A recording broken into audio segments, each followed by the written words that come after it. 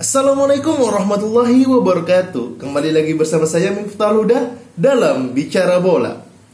Pada kesempatan kali ini kita akan membahas lanjutan Liga Premier League antara Derby Manchester, di mana tuan rumah Manchester City menjamu tetangganya yaitu Manchester United, di mana skor berkesudahan dengan kemenangan Manchester United dengan 2-0. Ya, walaupun kalah, Manchester City ya tetap di dada selaku fans.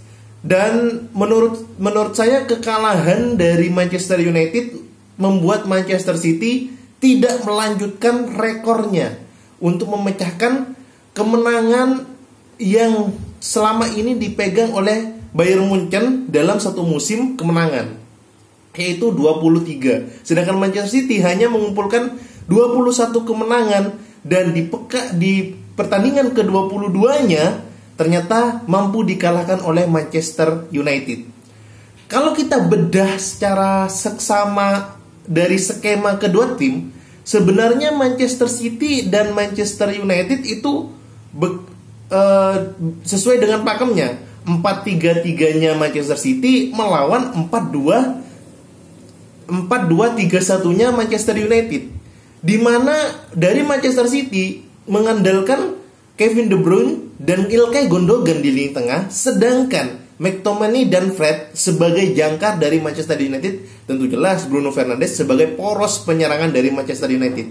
Yang perlu digarisbawahi dari skema yang diterapkan oleh kedua tim yaitu peran dari wingback dari Manchester United, di mana wingback mereka yaitu Luke Shaw dan AWB Wan-Bissaka itu memiliki peran yang beda. Kita tahu bahwa Manchester City itu memiliki sayap yang sangat lincah, yaitu Raheem Sterling dan Riyad Mahrez. Dan ternyata struktur atau skema yang diberikan oleh Ole kepada Manchester United yaitu menjaga akselerasi dari kedua sayap dengan memiliki karakter bertahan yang sangat kuat, yaitu Luke Shaw dan Wan-Bissaka. Namun patut kita sadari bahwa penyerangan Luke Shaw juga sangat baiknya, sehingga gol pertama pun itu dari sisi kiri, sehingga menyebabkan penalti.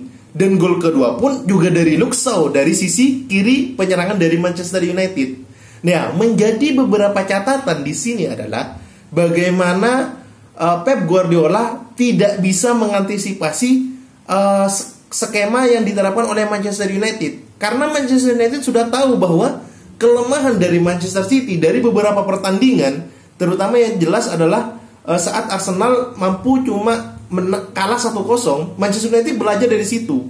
Kenapa? Karena lini pertahanan dari Manchester City sebelah kanan itu agak sedikit kosong, karena Joao Cancelo akan masuk ke lini tengah, sehingga itu dimanfaatkan oleh Manchester United.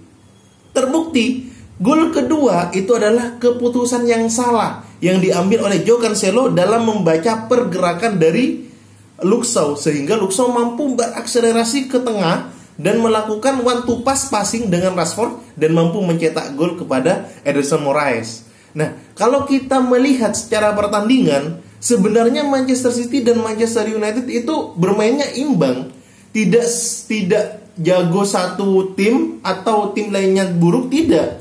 Akan tetapi yang menjadi catatan dari Pep Guardiola, harusnya Manchester City itu mampu menciptakan banyak gol dari beberapa peluang yang ada.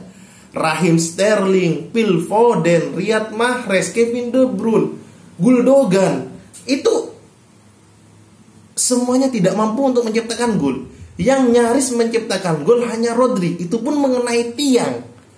Ini sebenarnya menjadi sebuah catatan ketika deadlock setiap pemain depannya dan pemain line up keduanya itu tidak mampu menciptakan gol. Harusnya Pep Guardiola mampu membuat strategi yang mana mampu menekan sehingga mampu menciptakan gol demi gol untuk Manchester City.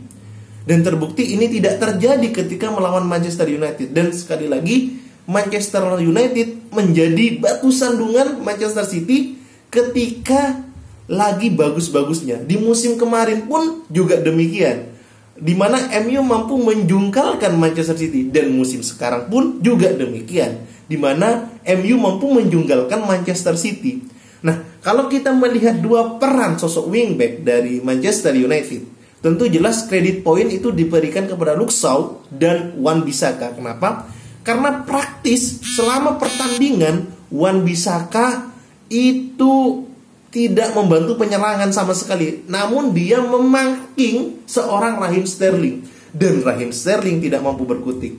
Karena apa? Karena kemampuan bertahan dari Wan-Bissaka itu sangat-sangat bagus.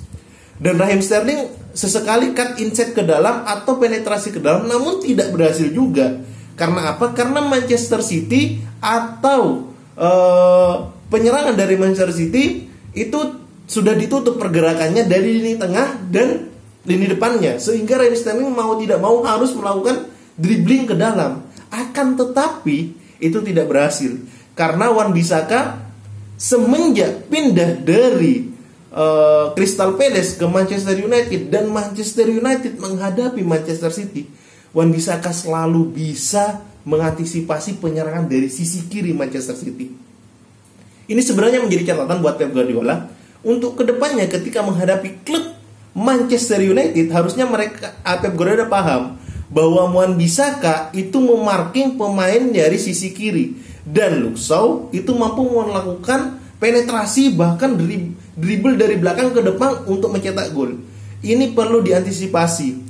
Nah, ketika babak kedua mulai, banyak peluang dari Manchester City yang tidak berbuah gol. Sekali lagi ini menjadi catatan bagi Pep Guardiola. Semoga kedepannya menghadapi tim-tim yang notabene bertahan atau counter attack seperti Manchester United, harusnya Pep Guardiola paham bahwa beberapa lini per lini dari Manchester City harus benar-benar konsen dan memperbaiki, terutama sisi kiri atau sisi kanan dari Manchester City, karena banyak tim-tim lawan itu menyerang dari sisi kiri. Karena kelemahan dari Manchester City yaitu ketika Joao Cancelo masuk ke tengah dan tidak ada yang mengcover di sisi kanan dari Manchester City, seperti itu. Dan untuk kedepannya ini tidak menjadi halangan bagi Manchester City, walaupun ini tidak melanjutkan rekor dari Manchester City, tapi tentunya Manchester City akan berbenah seperti yang Kevin De Bruyne katakan ketika selesai pertandingan, bahwa kita sudahi pertandingan ini, kalah ya udah, yang penting kita akan fokus di pertandingan berikutnya. Karena apa? Karena sampai akhir Maret ini ada 4 pertandingan dari Manchester City, yaitu 2 kali Premier League, 1 Liga Champions, dan 1 FA Cup. Dan semoga Manchester City kedepannya mampu memberikan poin positif dan mampu memberikan kemenangan hingga menjaga asa untuk meraih juara di Liga Premier League musim ini. Mungkin itu yang bisa disampaikan. See you guys, ketemu di video berikutnya.